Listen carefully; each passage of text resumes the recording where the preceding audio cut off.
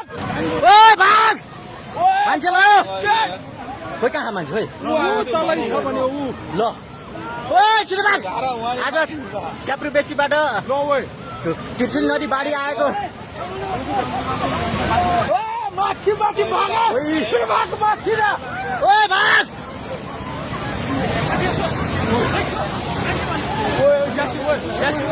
धेरै नै ठुलो आएको छ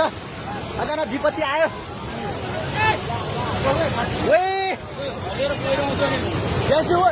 भाग छिटो माथि आयो धेरै नै ठुलो आएको छ ओए भाग ओए छिटो भाग